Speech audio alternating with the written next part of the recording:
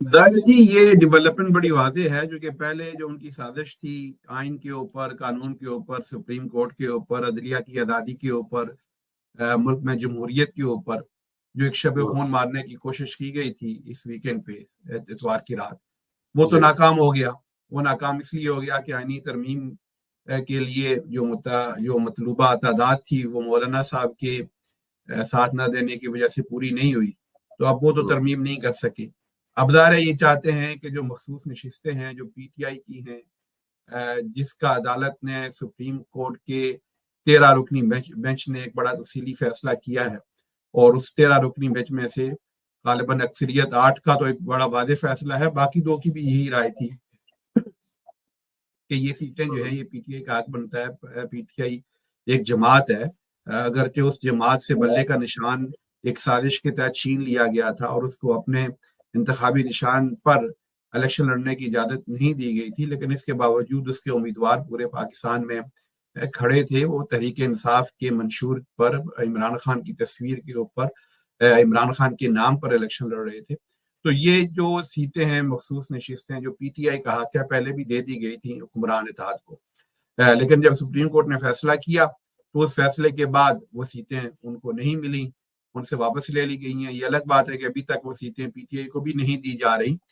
لہت و لال سے کام لے رہا ہے الیکشن کمیشن اور حکومت، اور اس کے بعد انہوں نے ایک قانون بنا لیا اور اب یہ چاہتے ہیں کہ اس قانون کا اطلاق ماضی سے ہو۔ تو یہ کیسے ہو سکتا ہے کہ آپ اس قانون ماضی کا سے مراد کیا ہے؟ سپریم ماضی کورٹ تو کے ہمارا فیصلے سے قبل؟ 77 سال کا ہے۔ ہاں جی، وہ تو آپ کو علمی ہے، تو 77 سال سے ہی کچھ ہو رہا ہے۔ تو بیسیکلی یہ اب ایک نئی سازش ہے، اور یہ سازش اس کے پیچھے بھی وہی لوگ ہیں جنہوں نے پہلے یہ مسودہ تیار کیا تھا، کیونکہ وہ ہار ماننے والے تو نہیں ہیں نا۔ آپ کو پتا ہے کہ ان کی سرشت میں ہار ماننا نہیں ہے۔ وہ کہتے ہیں جان دے دیں گے مگر ہار نہیں مانیں گے، مر جائیں گے مگر ہار نہیں مانیں گے۔ حالانکہ یہ جو فارمولہ ہے یہ میدان جنگ میں دشمنوں کے لیے ہوتا ہے، جہاں آپ اپنے ملک اور قوم کی حفاظت کے لیے لڑ رہے ہوتے ہیں، اور آپ کہتے ہیں کہ ہم جان دے دیں گے، پیچھے نہیں ہٹیں گے، کیونکہ ہمارے پیچھے ہٹنے کی وجہ سے ہماری پوری قوم کے کروڑوں لوگوں کی زندگیاں خطرے میں ہو جائیں گی۔ یہاں جو لوگ آئین کے اوپر حملہ آور ہیں، عوام کے اوپر حملہ آور ہیں، قانون کے اوپر حملہ آور ہیں، پاکستان میں جمہوریت کے اوپر حملہ آور ہیں، عدالت کی آزادی کے اوپر حملہ آور ہیں، اب وہ نیا ہر روز ایک نیا آپ یہ سمجھے کہ چال چلتے ہیں، ایک نئی سازش کرتے ہیں۔ حالانکہ ان کو سمجھنا چاہیے کہ پاکستان کے عوام نے ایک ڈیسیژن دے دیا تھا 8 فروری کو۔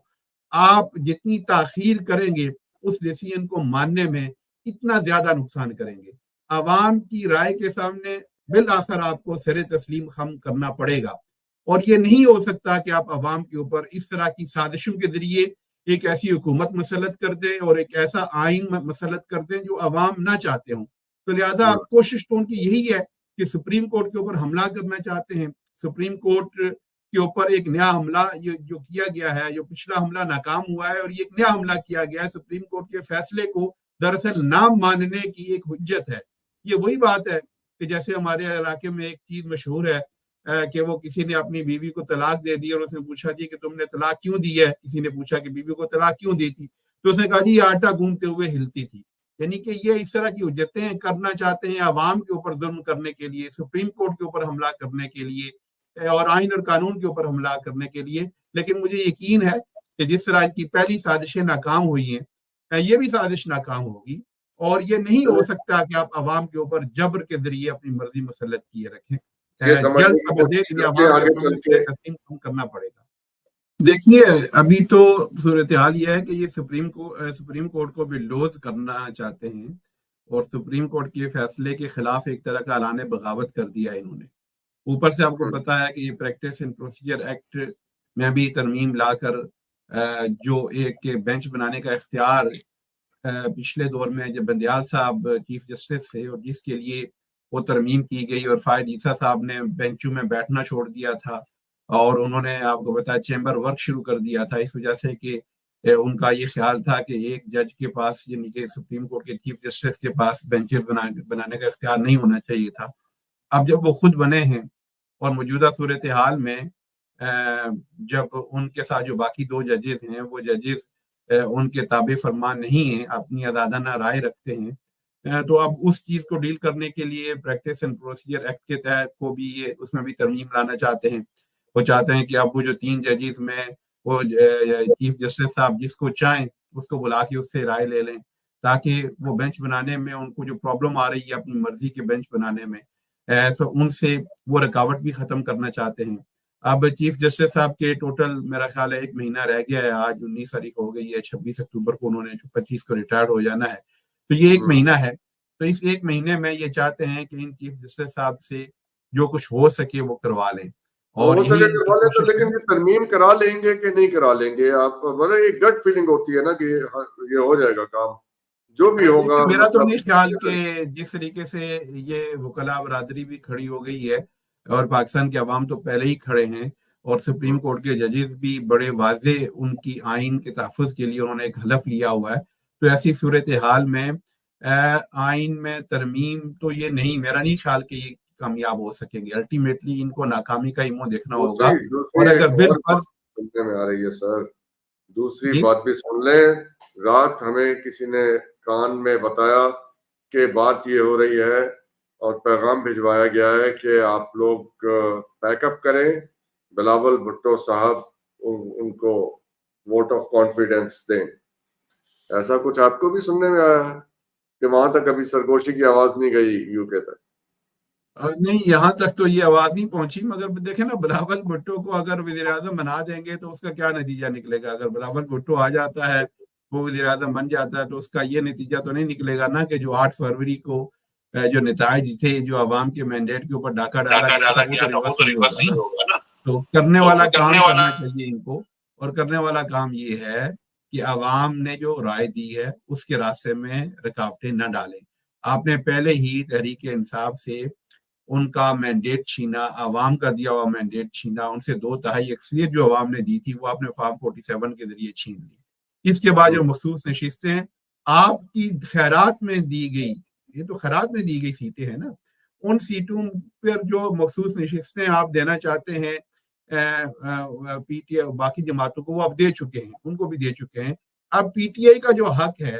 جو آپ نے پہلے ہی اس کے اوپر ڈاکہ ڈال دیا ہوا, پہلے ہی انہیں وہ نشستیں نہیں ملی جتنی نشستیں ان کو ملنی چاہیے تھیں. لیکن باقی جو ماندہ نشستیں ہیں انہوں نے لڑ کے لے لی ہیں, ان کے اوپر جو ان کا حق بنتا ہے مخصوص نشستوں کا, وہ بھی آپ ان سے چھیننا چاہتے ہیں. تو اس طریقے سے اگر آپ چاہتے ہیں, یہ سمجھتے ہیں کہ آپ زیادہ دیر تک نظام کو چلا سکیں گے, تو یہ نظام نہیں چل سکتا. الٹیمیٹلی عوام یہ ایک ٹریگر پوائنٹ ہوتا ہے, آپ کو نہیں علم کہ کب کیا ہو جائے اور کب کوئی ایسی چیز ڈیولپ ہو جائے عوام میں کہ پھر آپ کے لیے چیزوں کو کنٹرول کرنا ہی ممکن ہو نا. دیکھیے جو حسینہ واجد تھی, جس دن وہ ہیلی کاپٹر پہ بیٹھ کے گئی ہے انڈیا, اس دن صبح جو اس نے اجلاس بلایا تھا وہاں پولیس اور تمام چیز کو بلایا ہوا تھا, اور اس چیز کی پلاننگ کر رہی تھی کہ کس طریقے سے جو وہاں پر احتجاج کرنے والے اسٹوڈنٹس ہیں ان کا کلا کا مچ ہو جائے. انپریڈکٹیبل سچویشن, یہ تو کسی کو نہیں پتا کب کیا ہو جائے. ایسا ندیر صاحب کسی بھی وقت, اور اس سے بچیں, کیونکہ اگر وہ ہو گئی تو پھر پاکستان کے لیے پھر معاملہ کسی کے کنٹرول میں نہیں رہتا ڈاکٹر صاحب. البتہ مجھے یہ لگتا ہے, مجھے جو لگتا ہے, آپ نے کہا نا گٹس فیلنگ آپ کی کیا ہے, دیکھیے گٹس فیلنگ یہ ہے کہ ہماری جو اسٹیبلشمنٹ ہے وہ اس کا جو ایک پلان ہے وہ یہ ہے کہ جو کچھ ابھی کیا جا رہا ہے, لیکن انہوں نے ایک اور پلان ہے اور اس کے ساتھ اس کے اوپر بھی عمل ہو رہا ہے, اور وہ یہ کرنا چاہ رہے ہیں کہ اگر اس طریقے سے حالات کنٹرول میں نہیں آتے تو پھر الٹیمیٹلی وہ حالات کو اتنا خراب کر دینا چاہتے ہیں اور اتنی حالات کو اس نہج پہ لے کے جانا چاہتے ہیں کہ پھر وہ یہ سمجھتے ہیں کہ شاید وہ ٹیک اوور کریں گے تو اس کی جسٹیفیکیشن بنے گی. ابھی آپ کا کووڈ قسم کا جو مارشلہ ہے, یا ایک آپ یہ سمجھیں کہ سامنے آپ نے پپٹ رکھے ہوئے ہیں, اس کو عوام قبول نہیں کر رہے, تو آپ کا کیا خیال ہے کہ آپ سامنے آ کر اگر آئین کو بالکل ختم کر دیں گے اور ایمرجنسی لگا دیں گے اور کوئی مارشل لا کسی کیفیت لے آئیں گے تو عوام جنرل عاصم منیر کو خلیفۃ المسلمین مان لے گی؟ ایسے نہیں ہوگا. لہذا الٹیمیٹلی آپ کے لیے ایک ہی راستہ ہے کہ آپ عوام کی رائے کو قبول کریں اور ملک کو ایک بہتری کی طرف جانے دیں, آئین اور قانون کے تحت ملک کو چلنے دیں. اس کے علاوہ کوئی اور راستہ نہیں ہے. جتنا کچھ کریں گے اس سے مزید تباہی ہوگی, مزید خرابی ہوگی. دیکھیے اگر دیکھیں نا, اگر یعنی کہ اس وقت صورتحال یہ ہے کہ مسلم لیگ نون کی حکومت ہے, اور مسلم league known P T I کے بعد یعنی کہ جو ایکچوئل سچویشن ہے، حالانکہ اس میں ان تمام نتائج کو ہم درست تسلیم نہیں کرتے ہیں، مگر جو نتائج سامنے ہیں ان میں ان کے مطابق اس وقت جو مسلم لیگ نون جماعت ہے، اور چونکہ مسلم لیگ نون اکثریتی جماعت ہے، لہذا اس کے بعد بلاول جو ہے وہ باقی جماعتیں ان کو سپورٹ کر رہی ہیں۔ اب پیپلز پارٹی کے پاس تو اتنی نشستیں ہی نہیں ہیں، وہ اگر آگے آ جائے گی اور پھر مسلم لیگ نون اس کو سپورٹ کرے گی تو کیا نواز شریف صاحب اس فیصلے کو قبول کریں گے کہ وہ اپنے سے وہ چھوٹی جماعت کو اس طریقے سے وزیر اعظم بنایا اور ان کو انکنڈیشنل سپورٹ فراہم کریں؟ پر تو یہی ہوگا نا، نون لیگ کی سپورٹ کے بغیر تو بلاول نہیں وزیر اعظم بن سکتا۔ تو اگر بلاول صاحب نے وزیر اعظم بننا ہے مسلم لیگ نون کی سپورٹ کے اوپر، تو پھر مسلم لیگ نون کے بھی تو کچھ پولیٹیکل سوال تو یہ ہے کہ کیا میاں نواز شریف صاحب اب اس پوزیشن میں ہیں؟ دیکھیے بالکل بات بڑی واضح ہے کہ ان کا یہ خیال تھا، یہ ہمیشہ الٹی ہی چال چلتے ہیں، دیوانگان عشق، ٹھیک ہے، تو آنکھیں بند کر لیتے ہیں دیدار کے لیے، تو ان کا بھی یہی حال ہے کہ یہ الٹے ہی کام کرتے ہیں۔ ان کا یہ خیال تھا کہ ہم ایس آئی ایف سی بنائیں گے، باہر سے ہم پیسے لے کر آئیں گے، ملک میں معاشی کوئی صورتحال بہتر ہوگی اور اس کی وجہ سے پھر لوگ بھول جائیں گے ان الیکشن کو، الیکشن کے نتائج کو، اور اس سے پولیٹیکل استحکام آئے گا۔ حالانکہ تاریخ یہ بتاتی ہے، اور آپ کو پتا ہے کہ سبق ہمارے پورے آس پاس کے جو باقی ممالک ہیں ان کو بھی اگر دیکھا جائے تو معاشی استحکام کافی نہیں ہوتا ملک میں سیاسی استحکام پیدا کرنے کے لیے۔ اگر معاشی استحکام یا معاشی بہتری سے سیاسی استحکام آ سکتا تو پھر بنگلہ دیش میں یہ صورتحال نہ ہوتی جو حسینہ واجد کو بھاگنے کے اوپر مجبور کر دیا، کیونکہ بنگلہ دیش میں کوئی معیشت کا تو پرابلم نہیں تھا، معاشی طور پہ تو وہ ہم سے بہت بہتر پرفارم کر رہا تھا، سارے انڈیکیٹر بہت اچھے تھے۔ تو بات یہ ہے کہ سیاسی استحکام ہوگا تو اس سے ہی معاشی استحکام آئے گا۔ آپ یہ نہیں کر سکتے کہ آپ معاشی حوالے سے کچھ بہتری لا کے تو ملک میں سیاسی استحکام لائیں گے، نہیں، سیاسی استحکام آتا ہے، نہیں آ رہا کہ سیاسی استحکام آ سکے گا، اور سیاسی استحکام نہیں آئے گا، سیاسی استحکام نہیں آئے گا جب تک آپ، پاکستان ایک جمہوری ملک ہے، پاکستان کے آئین میں پاکستان کے عوام کو حقوق دیے گئے ہیں، پاکستان کے عوام میں اور ریاست میں جو عمرانی معاہدہ ہے اس کی بنیاد یہ ہے کہ یہ پاکستان کے عوام کا حق ہے کہ وہ اپنے نمائندگان کو اسمبلیوں میں بھیجیں، اور عوام کے نمائندگان کے ذریعے ہی جو اللہ تعالیٰ کی طرف سے خلافت کا یا اقتدار کا ایک امانت ہے اس کو استعمال کیا جائے گا۔ یہ ہماری آئین کی بنیاد ہے۔ کتنے دن تک آپ کے پاس رہتی ہے یہ امانت؟ آرٹیکل 8 میں تو امینڈمنٹ کرنے جا رہے ہیں جو آپ کے بنیادی حقوق کا ہے، پھر اس کے بعد یہ سیدھا آئین کو معطل کر دینا، جرات کریں، آپ جدی جوان ہیں، آپ بہادر ہیں، آپ سالار اعظم ہیں، ہمت کریں، فوج بھیجیں، آئین کو بھی تالے لگا دیں، عدالتوں کو بھی تالے لگا دیں، چیف جسٹس کی جگہ کسی بریگیڈیئر کو بٹھا دیں، ہائی کورٹ کے جج کی جگہ کسی میجر کو بٹھا دیں، عدالت کی جگہ جناب آپ اپنے کو ملٹری آپریشن کے کسی سربراہ کو بٹھا دیں، ہمت کرو نا یار، ایک کنارے لگاؤ کام کو۔ پوری قوم کو 2.5 سال ہو گئے، آپ نے ایک مصیبت میں ڈالا ہوا ہے، آپ کی کوئی چال کامیاب نہیں ہوتی، آپ کا کوئی حربہ کامیاب نہیں ہوتا، آپ نے اس ملک کا بیڑا غرق کر دیا ہے، سیاست کا بیڑا غرق کر دیا ہے، اداروں کا بیڑا غرق کر دیا ہے، معیشت کا بیڑا غرق کر دیا ہے نا۔ عباسی صاحب تو یہ حکومت سے اگر نہیں چل رہا تو وہ کہے کہ جی ہمیں اجازت دیں، ہم جاتے ہیں۔ یہ حکومت ہے ہی نہیں، یہ حکومت جنرل عاصم منیر کی حکومت ہے، یہ پپٹ ہیں، ان کو عوام نے ووٹ ہی نہیں دیا، یہ ایک دن نہیں رہ سکتے، یہ فارم 47 جو بندوق کی نوٹ آپ کو لگتا ہے ایسی سچویشن کہ میں گورچانی صاحب کو خراج تحسین پیش کرتا ہوں۔ ان جیسے جو جمہوری کارکن ہیں یہ جماعتوں کا حسن ہوتے ہیں، انہوں نے بڑے وسعت، اب میں یہ سمجھوں گا کہ قلبی کا مظاہرہ کرتے ہوئے اپنی پارٹی کی جو غلط پالیسی تھی اس کو تسلیم کیا، اور یہ بھی کہا کہ یہ ان آئینی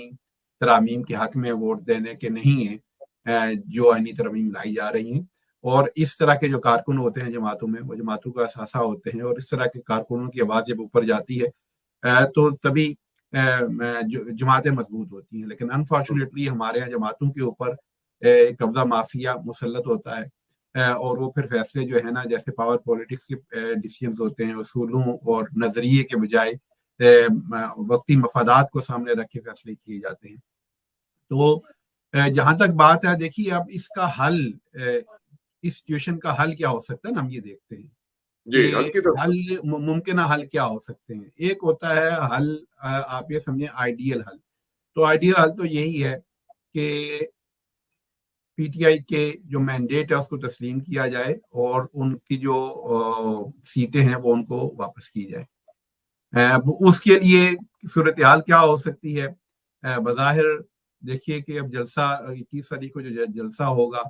वो जलसा किस हद तक करने दिया जाता है, नहीं करने दिया जाता। मेरे ख्याल में वो जलसा तो कामयाबी से हो गया हुआ है,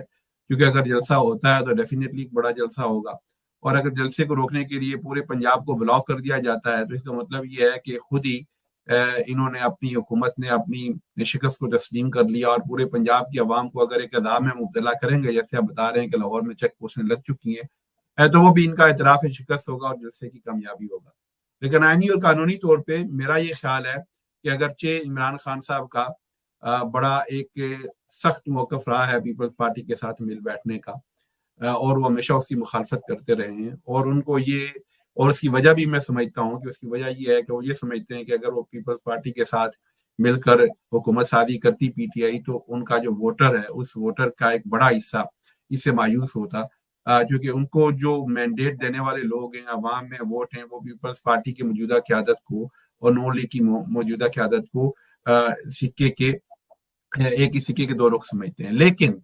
मैं समझता हूं कि जिस तरीके से मौलाना फजलुर रहमान और पीपल तहरीक इंसाफ के दरमियान कितने इख्तलाफात रहे हैं, उस दर्जे के इख्तलाफात तो पीपल्स पार्टी और पीटीआई के दरमियान नहीं रहे। तो मैं तो पीटीआई की लीडरशिप को ये सजेस्ट करूंगा बिल्कुल आपने कि इस दुरुस्त बात। बहरान से निकलने के लिए, अगर वहां बात हो सकती है मौलाना फजल रहमान साहब के साथ जिस किस्म की गुफ्तगू और जिस किस्म की बातें होती थी, अगर वहां जा सकते हैं हसन अदील साहब, ये बिल्कुल मैं सिर्फ वजन है। ये अपनी बात मुकम्मल कर लूं डॉक्टर साहब, कि मेरा ये ख्याल है कि उनको एक महदूद एजेंडे पर, किसी महदूद एजेंडे पर पीपल्स पार्टी के साथ बातचीत शुरू करनी चाहिए। और अगर पीपल्स पार्टी और तहरीक इंसाफ मिलकर वफाकी हुकूमत बनाते हैं और इस एजेंडे के ऊपर कि उस वफाकी हुकूमत का एक महदूद दौरानिया होगा, यानी कि वो एग्री कर लें कि हम 6 माह के लिए ये हुकूमत बनाएंगे, वो 6 माह की हुकूमत कुछ यानी इस्लाहात करेगी और उसके बाद नए इंतखाबात की तरफ जाया जाए और अवाम को अपने राय का आज़ादाना हज़ार का मौका मिले, तो ये एक अच्छा एक क्लैश से बचते हुए बगैर तसादम के इस सूरत हाल से निकलने का एक रास्ता है और इसको जरूर एक्सप्लोर करना चाहिए।